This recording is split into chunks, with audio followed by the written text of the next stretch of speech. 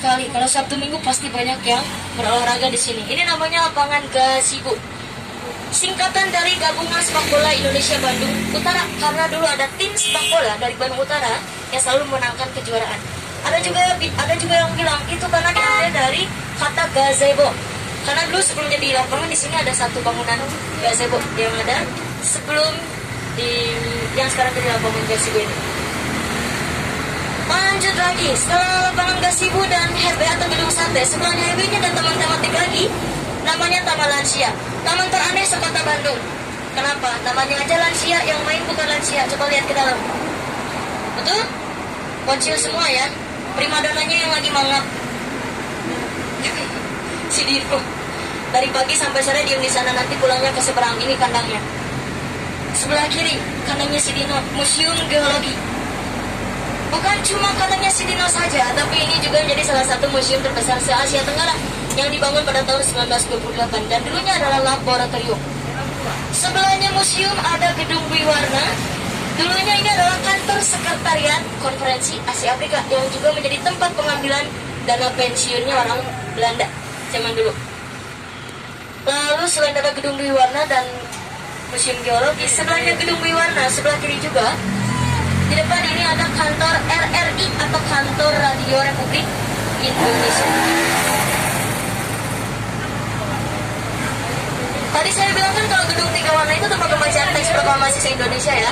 Nah kalau kantor RRI ini tempat pembacaan teks proklamasi hanya untuk kota Bandung saja.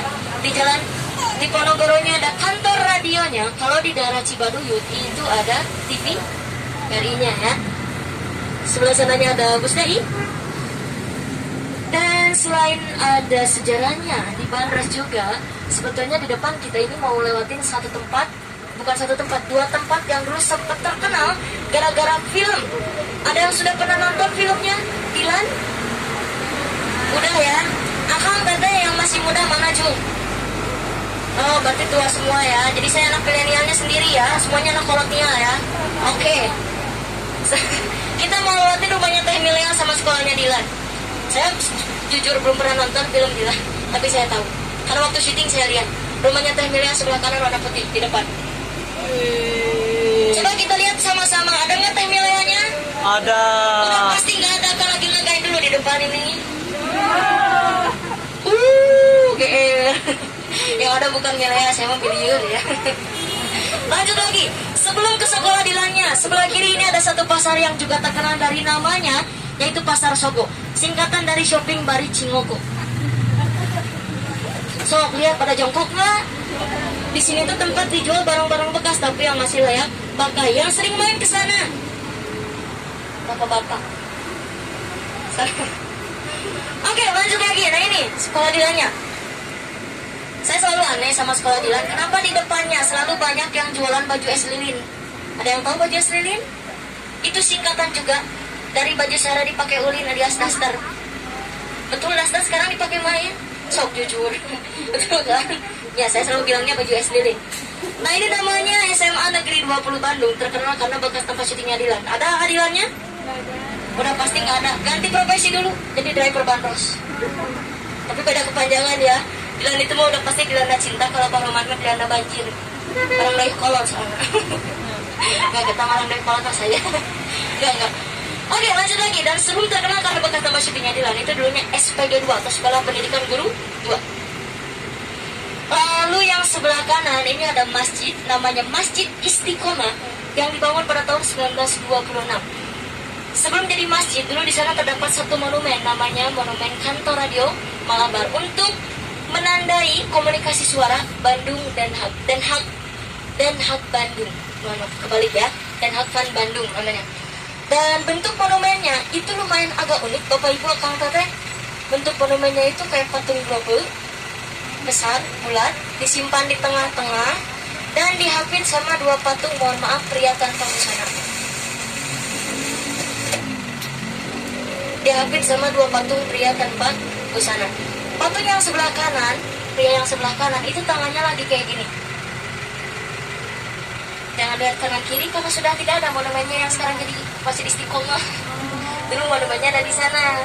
Cuma sekarang nggak ada karena ada yang bilang kesopan katanya. Ya karena ada monumen seperti itu. Lalu yang sebelah kirinya itu patungnya lagi kayak gini. Jadi yang sebelah kanan lagi teriak, yang sebelah kirinya lagi mendengarkan. Kurang lebih bentuk patungnya seperti itu. Nah mungkin karena dulu juga sempat terkenal namanya itu Monumen Pantat Bukil. Ya karena dari si dua patung itu yang tanpa busana. Cuma sekarang sudah tidak ada ya, karena sekarang sudah jadi Masjid Istiqomah. Kita lanjut lagi. Nah kalau sekarang kita ini mau masuk kawasan Jalan Lombok. Yang Jalan Lombok ini tuh terkenal dengan wisata kulinernya. Yang sebelah kanan gak usah saya sebutin ya, pasti udah pada tahu kan. Pasaran ini mah ya. Ada beberapa kuliner tradisional sampai modern yang terkenal di sini. Yang pertama, sebelah kanan ada gudeg Belanda. Lalu yang kedua, beberapa bulan lalu sempat viral sebelah kiri, bakso Sultan. Itu kalau nggak salah punyanya Arabi Ahmad. Murah kok, harganya enak juga baksonya. Lalu di depan yang pakai gerobak itu ada Cwimi. Ini lumayan enak juga. Tapi kalau kata penumpang saya yang asli orang Jalan Lombok ini, katanya teh utoy. Yang sebelah sana mah belum seberapa sama kuliner yang ada di depan. Kalau yang di depan ini dikasih ranking 1, dikasih peringkat nomor 1. Bukan cuma dari harganya murah, tapi rasanya pun enak. Namanya Lomi atau bakmi Lombok. Sebelah kiri ya, sebelahnya gerobak siomay. Bukannya setiap jam 10. Kenapa? Harganya murah, cuma 22.000. Dan saya juga sempat tanya-tanya ke ownernya langsung untuk bulan puasa kemarin. Mereka seharinya itu bisa menjual sampai 500 mangkuk. Dikali 22.000, hampir 11 juta pendapatannya per hari waktu bulan puasa. Sebelum pandemi itu katanya bisa lebih dari segitu, cuma dari mie aja. Hebat kan? Makanya nggak sia-sia dikasih ranking nomor 1 lama-lama gitu. Kalau misalnya penasaran, nanti boleh dicoba setelah naik bandros ya. Oke, sekarang kita ada di Jalan Aceh. Nah kalau Jalan Aceh dulu terkenal sama rumah yang sebelah kanan. Sekarang rumahnya udah jadi kafe. Namanya Rumah Kentang 1908. Dulu yang sering main kesini Makhluk Halus, sekarang ganti jadi Makhluk Hidup. Makhluk Halusnya pindah ke rumah belakang saya. Sok udah lebih serem, ya kan? Ada urban legendnya juga, cuma saya nggak berani cerita. Saya yang Rumah Kentangnya aja, nggak berani tengok. Nggak mau.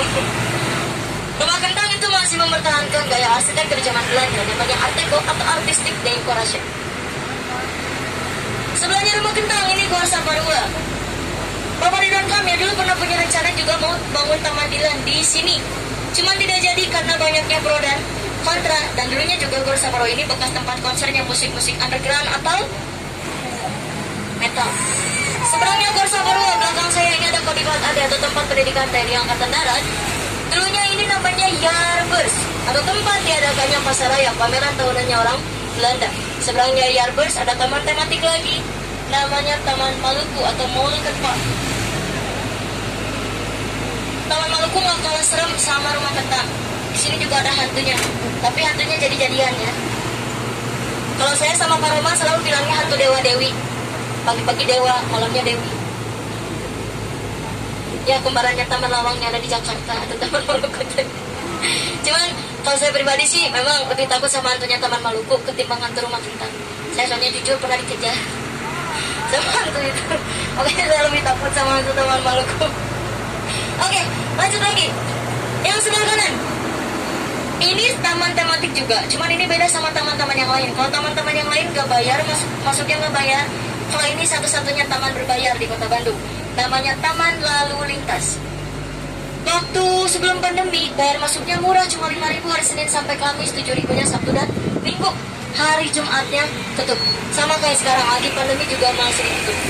Dan tempat ini juga spesial, bukan cuma untuk bermain saja, tapi juga ini cocok untuk edukasi anak-anak buat belajar. Cocok apalagi anak-anak yang sekarang ini pengen banget main di luar ya. Pasti kalau diajak ke sini tuh happy mereka. Dan Taman Lalu Lintas juga punya nama lain, yaitu Taman Ade Irma Suryani. Diambil dari nama anaknya Bapak Insinyur Hana Sutian. Ini patungnya. Ade Irma Suryani, nama lain dari Taman Lalu Lintas, diambil dari nama anaknya Bapak Insinyur Hana Sutian. Peristiwa G30 SPKI ya. Lalu selain ada Taman Lalu Lintas, di depan sebelah kiri ada bekas sekolahnya Bapak Ridwan Kamil, namanya SMP Negeri 2 Bandung. Ini ada tulisan ANO sebelah sana. Itu diambil dari bahasa Belanda yang artinya bangunan atau gedung. Dibangun pada tahun 1913. Dan SMP ini dikategorikan sebagai cagar budaya tipe B. Itu alasannya karena bangunannya sudah melakukan banyak renovasi atau perbaikan. Kalau untuk cagar budaya tipe A-nya ada di depan sebelah kanan. Ini namanya kantor pusat balai keselamatan. Kenapa dikategorikan sebagai cagar budaya tipe A? Itu karena dari bangunannya ini dari dulu sampai sekarang belum berubah. Boleh lihat sebelah kanan ada kaca warna-warni? Ada ya? Kalau sekarang kan itu cuma jadi desain interior saja. Kalau dulu itu salah satu ciri khas bangunan yang sudah lama didirikan. Dan dulunya ini adalah panti asuhan waktu zaman penjajahan Jepang. Panti asuhan yang diperuntukkan untuk kaum perempuan dan anak-anak saja. Kalau untuk kaum laki-lakinya mereka tidak ditempatkan di sana. Selain kantor pusat, barusan juga ada rel kereta api. Dulunya rel kereta api yang kita lewatin tadi itu adalah perbatasan untuk bagian selatan dan bagian utara. Kalau bagian utaranya kayak Jalan Sumatera ini kebanyakannya untuk bisnis, betul? Kanan kiri hampir bisnis semua ya. Yang paling terkenal itu sebelah kanan, makanan khas Korea namanya Cheonggiwa. Selain ada Cinggu Cafe dan Mujige, ini juga bisa jadi rekomendasi di Jalan Sumatera. Lanjut lagi, nah di depan sebelah sana ada masjid yang tadi saya bilang mirip dengan Masjid Alim Tijaj yang ada di Jalan ABC, betul? Hampir sama kan ya bangunannya? Kalau tadi itu dibangun sama Gubernur Bapak Nuriana, kalau yang di depan itu dibangun pada tahun 1930 oleh orang Tionghoa Mualaf, namanya Haji Karim atau Baba Karim. Kalau orang Bandung lebih mengenal Baba Karim ya. Dan beliau adalah orang Tionghoa Mualaf yang mendirikan Masjid Lautse II. Dari dulu sampai sekarang masih banyak orang Tionghoa Mualaf yang berkunjung ke sana untuk lebih memperdalam agama Islamnya. Dan di sini juga selain ada Masjid Lautse II, di seberangnya belum kelihatan ya, ada patung. Itu patungnya legenda Persib Bandung. Siapa bapak-bapak? Legenda Persib Bandung. Saya kasih dua pilihan, Bapak Darwis apa Ajat Sudrajat? Betul. Yang kedua, Bapak Ajat Sudrajat. Patungnya ada di depan. Biasanya kalau orang yang belum tahu tuh pasti bilangnya patung bola, karena bentuk patungnya lagi kayak gini, lagi mau nendang bola. Sebelah kanan patungnya. Nah, patung Bapak Ajat Sudrajat ini didesain sama seniman dari Bali namanya Inyoman Nuarta. Ini patungnya. Oke, untuk masjid dan patung Bapak Ajat masuk kawasan Jalan Tamblong yang diambil dari nama orang Tionghoa juga yang punya toko mebel daerah sini namanya Bapak Tan Long. Bapak Tanong ini kenapa namanya sampai diabadikan lewat nama jalan? Ada alasannya juga, itu karena dari jasanya beliau waktu diadakannya konferensi Asia Afrika pada tahun 1955. Beliau menyumbangkan sebagian kursi dari toko mebelnya ke Gedung Merdeka waktu diadakannya KA dulu. Nah, untuk menghargai jasa-jasanya Bapak Tanong diabadikan lewat nama jalan ini menjadi Jalan Tamblong. Ini juga jadi bukti lagi orang Sunda nggak mau susah. Tuh, sok dari Tamblong jadi Tamblong. Nah, kalau misalnya bukan itu aja sih, kayak main bola. Kalau orang Sunda mah apa? Main bola, betul Kang. Handuk Kang. Anu. Sendal aja, jadi senal. Nah itu ya. Jadi ada buktinya juga ya. Bukan cuma omongan belaka, orang Sunda itu memang gak suka yang susah, gak suka yang ribet. Jangankan dari nama jalan, nama makanan. Ya, nama gedung sate pun tadi kan diganti namanya.